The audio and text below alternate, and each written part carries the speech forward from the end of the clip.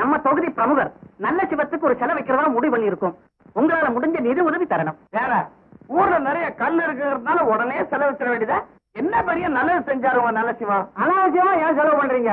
செலவு வைக்கிற இடத்துல உங்க நல்ல சிவத்தை நிறுத்தி வைங்க. ஆமா, ஏதாவது மழை பெஞ்சா கையில ஒரு கொடையை கொடுத்துருங்க போதும். இந்த பாரப்பா, நான் உங்க முதலாளியை தான் பார்க்க வந்தேன். நீங்க ஏன் குறுக்க நிக்கிறீங்க? கோச்சிக்காதீங்க, எங்களால உதவி ஒரு 4 நாள் எட்டனா போடலாம் இருந்தோம். வேண்டாமா? டீ குடிக்க காசு வேண்டாம். அவங்க சொல்றது கரெக்ட். நல்ல சிவா நாட்டுக்கு என்ன நன்மை பண்ணார்? ஏப்பா, உங்க கம்பல்ல முதலாளியே பேச மாட்டாரா? இல்ல நீங்களே பேசிக்கிட்டு இருக்கீங்களே? குமாரியா, இவர்தான் எங்க முதலாளி. வணக்கம், மன்னிக்கணும். அதெல்லாம் இருக்கட்டும், எதுக்காக செலவழிக்கிறீங்க? என்னங்க இப்படி கட்டுப்பிட்டீங்க? நல்ல சிவம் எத்தனை வீட்டை கட்டி இருக்காரு? யாரு கட்டிக்கிட்டாரு? அவர் சொந்தத்தை கட்டிக்கிட்டாரு. எத்தனை பேருக்கு வேலை வாங்கி கொடுத்திருக்காரு? யாருக்கு கொடுத்தாரு? அவங்க சொந்தக்காரங்களுக்கு. வீதியெல்லாம் விளக்கு போட்டாரு. அவர் பொண்ணு கல்யாணத்தன்னைக்கு வீடு முழுக்க வழக்கு போட்டாரு. இப்ப அதுக்கெல்லாம் பல்பு வேணுங்கிறியா? என்னன்ற நீ? யோ, ஊர் மக்களுக்கு நல்ல சிவன் என்ன செஞ்சாரு அதை சொல்லுங்க. அது வந்து இத பாருங்க, ஆயிரக்கணக்கான போலிகள் பட்டம் பதவிக்குள்ள ஒளிஞ்சுக்கிட்டு நம்ம எல்லாம் சாப்பிட்டுக்கிட்டு இருக்காங்கய்யா. அவங்கள உச்சத்தில நிறுத்துங்க, சில நிறுத்தாதீங்க. அப்படி என்றால் சிலை வைப்பது, பாராட்டு விழா நடத்துவது இதெல்லாம் தவறு என்கிறீர்களா? இல்லை, அதற்கு உண்மை அனுப்பியதுதான் தவறு என்கிறோம். கையில ஒரு மட்டையை கொடுத்தா வீட்டுக்கு நல்லா வெள்ளடிப்பான் போட்டிருக்க. யோ, நாட்டு மக்களுக்கு உண்மையா பாடுபடுறவங்களுக்கு நாம பாராட்டு விழா நடத்துவோம். அது நாம அவங்களுக்கு காட்டுற நன்றி. தேச மக்களுக்கு தன்னையே அர்ப்பணிச்சுக்கிட்டவங்களுக்கு செலவு வைப்போம். அது நாம அவங்களுக்கு காட்டுற மரியாதை. நேர் வழியில போறவங்க தான் நமக்கு நண்பர்கள். குறுக்கு வழியில போறவங்க எல்லாம் நமக்கு விரோதிகள். நல்ல சிவத்துக்கு சிலை எப்படி வைக்கணும் எங்களுக்கு தெரியும். பாப்பா போலாம். சந்தர் என்ன கோபமா வருது, கவனிச்சுக்க. நாங்கள் வருகிறோம். மட்ட பொங்கல் அன்னைக்கு வீட்டுக்கு வாங்க, கொஞ்சம் பூசு வேலை பாக்கி இருக்கு. பாப்பா, ஏயா அவங்க சொல்றது நியாயம் தானே? நீரும் அப்படித்தான் சொல்கிறீரா?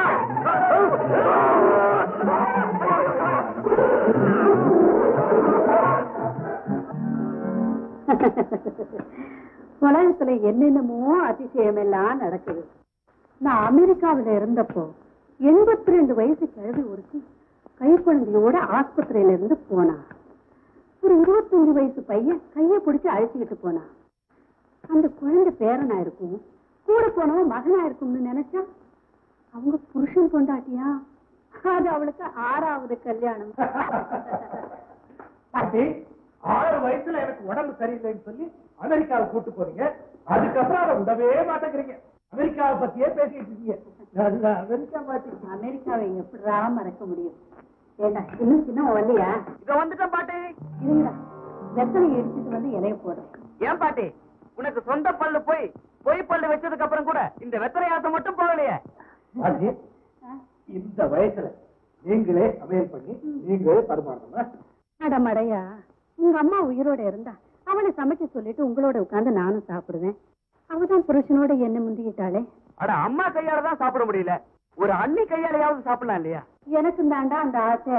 உங்க அப்பா அம்மா போனதுக்கு அப்புறம் பரம ஏழையா இருந்த நீங்க கஷ்டப்பட்டு தொழில் செஞ்சு பெரிய பணக்காரன் ஆயிட்டீங்க.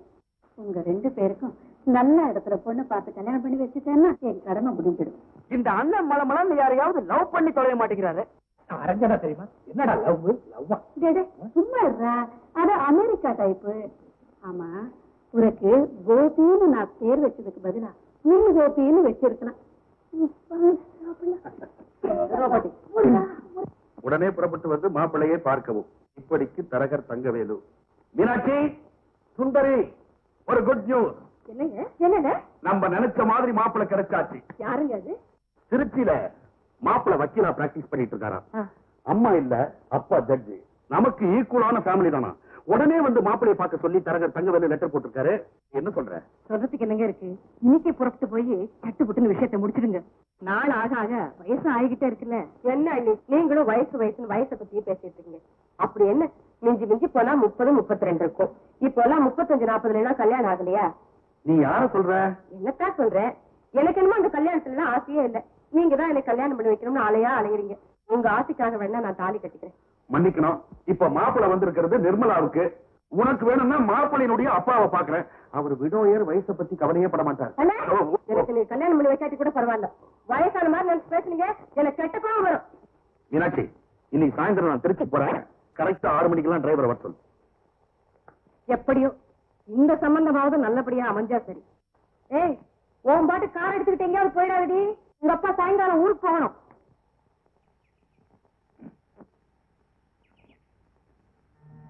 Good evening madam. நான் யாரையும் தெரிஞ்சுக்காம குட் ஈவினிங் சொல்ற பழக்கம் இல்ல. நீ யாரு? என் பேரு பிரேம். அப்ப குட் ஈவினிங். உட்கார். தேங்க்யூ. என்ன விஷயம்? நான் மிஸ் விமலாவை பார்க்க வந்திருக்கேன். அவளை பாக்கிறதுக்கு தான் திருச்சியில இருந்து ஒருத்தர் வரப்போறானே. நீயாவது என்ன பார்க்க வந்தேன்னு சொல்லக்கூடாதா? மேடம் நீங்க என்ன சொல்றீங்க? ஏதோ வயசாயிடுச்சேன்னு வாய்க்கு வந்தது வளர்றேன். யாருக்கு வயசாயிடுச்சு? உங்களுக்கு தான். எங்க வந்திருக்க நீ? நான் அவங்க விசிறி அவங்க தோழிய மன்ற தலைவியா தேர்ந்தெடுத்ததுக்கு என்னோட பாராட்டுதலை தெரிவிச்சுட்டு அந்த விழாவில் எடுத்த போட்டோவை எல்லாம் கொடுத்துட்டு போறான்னு வந்திருக்கேன். எங்க குடுக்குடு? நானே நேர்ல கொடுத்துறேனே. நான் யார் தெரியுமா? வயசானவங்க. பேசாதே. நான் அவளுடைய வலது கை. அப்ப இடதுகை யாரு? அதுவும் நான் தான். ரெண்டு பேரும் நீங்க தானா? எனக்கு விசிறியா? ஆச்சரியமா இருக்கு. இதுல என்னங்க ஆச்சரியம்? இந்தாங்க. உங்களை மாதிரி ஆட்களுக்கு விசிறிகள் இல்லைன்னா தாங்க ஆச்சரியம். ஒரு விஷயம் தெரியுமா? உங்களை பத்தி நியூஸ் எந்த பேப்பர்ல வந்தாலும் அதை மாத்திரம் வாங்கி வெட்டி வீட்டுல ஒரு பெரிய ஆல்பமே வச்சிருக்கீங்க. ஆனா என்னங்க ஏட்டா உங்களை பத்தி பேப்பர்ல நியூஸே காணும். உங்களுக்கு ஜலதோஷம் கூட பிடிக்கலையா? பேப்பர்ல பேர் வரணும் அவ்வளவுதானே. அவங்க பேரு தான் பின்ன உன் பேரா? சரியான வம்பனா இருப்ப போல இருக்க. நான் வரேன். ஆல்பம் அவங்களது. அத்தை, அந்த ஆள் சொல்லிட்டு போறது பாத்தீங்களா? என் பேரு பத்திரிகையில வந்து 10 நாள் ஆச்சு. அதுக்கு என்ன பண்ணலாம்? எனக்கு ஒண்ணும் ஐடியா வர மாட்டேங்குது. எதுக்கும் கார் எடுத்துக்கு டிரைவன் பக்கம் போவோம். ஏதாவது ஐடியா கிடைக்குதா பாக்கலாம். எப்படியும் நாளைய பேப்பர்ல என் பேர் வந்தே ஆகணும். ஏதாவது ஐடியா வந்துச்சு அத்தை? ஒண்ணும் வரல. எதுக்கும் கார்ல போய்கிட்டே யோசனை பண்ணலாம். வா.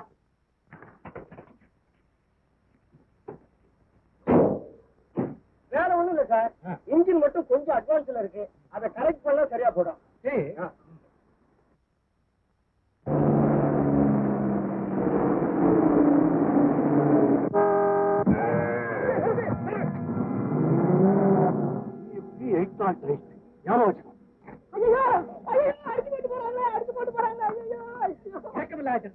கண்ணுக்குட்டி அடிச்சு போட்டு காரை நிறுத்த போறாங்க. ஐயா இது உங்க கண்ணுக்குட்டியா? அப்புறம் இதை உடனே எடுத்துட்டு போய் பக்கத்துல மிருகாஸ்பத்திரி இருக்கு, அங்க சேர்த்து பார்க்க சொல்லு. சரி இந்தாங்க.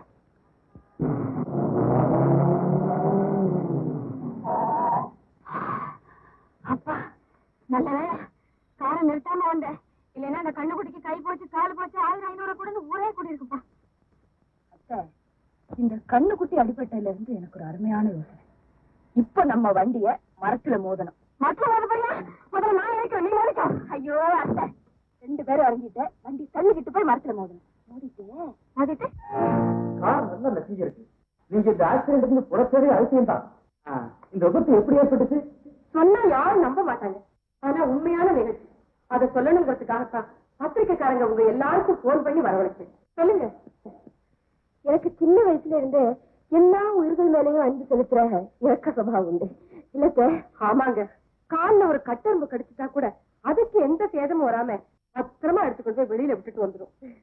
அதுலயும் குறிப்பா புத்தருடைய ஜீவகாரணத்துல எனக்கு அளவு கடந்து நம்பிக்கை இருக்கு. அவர் ஒரு ஆட்டுக்குட்டிக்காக கண்ணீர் சிந்துறாருங்கிறத படிச்சுட்டு என்னம்மா அழுதுருக்கா தெரியுமா குழந்தை.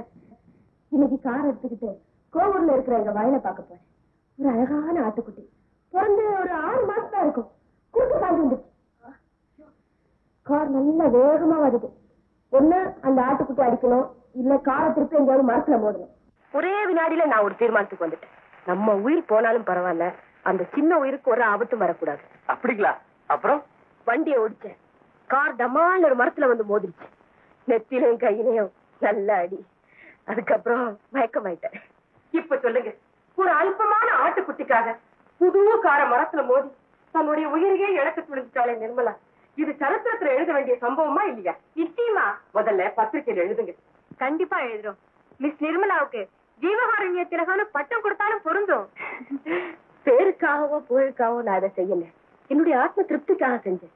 இது பேப்பர்ல போட சொல்ற நோக்கமே எல்லாருக்கும் இந்த மனோபாவம் வளரணுங்கிறதுக்காகத்தான். இல்லமா? ஆமாமா. அப்ப நாங்க வரோம். செய்திய ஃப்ரண்ட் பேஜ்ல போடுங்க. அவசியம் போடுறோம். என்ன யாருன்னு நீங்க கேட்கலையே, நான் தான் நிர்மலா. வாங்க, நான் உங்களை அனுப்பிட்டு வந்துடுறேன். வாங்க.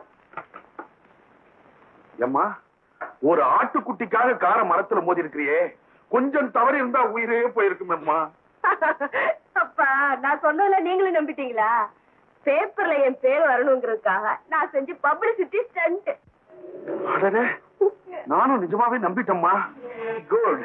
என் பொண்ணு ரொம்ப கெட்டிக்காரி. நான் உன் கட்சி.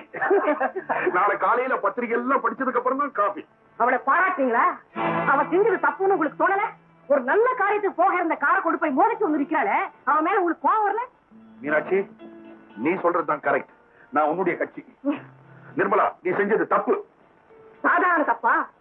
போலி புகழுக்காக இப்படி ஒரு காரியத்தை பண்ணி எல்லாத்தையும் கெடுத்துட்டீடி பாவி.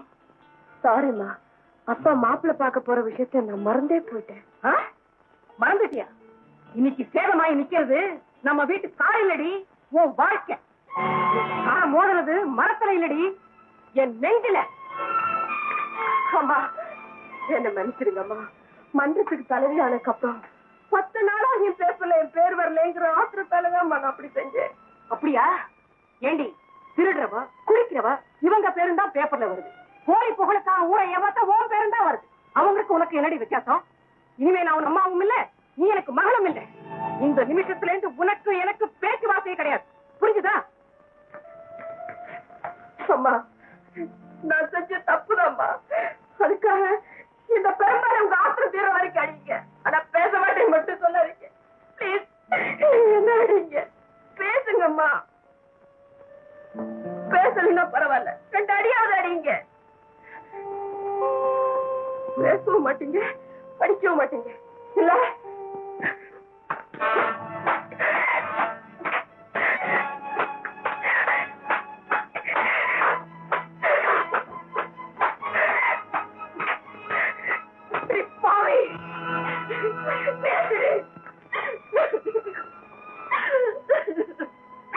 தப்பு பண்ணியும் என்ன உதைக்கிறேன், தண்டனை அனுபவிச்சு என்ன பண்றேன்.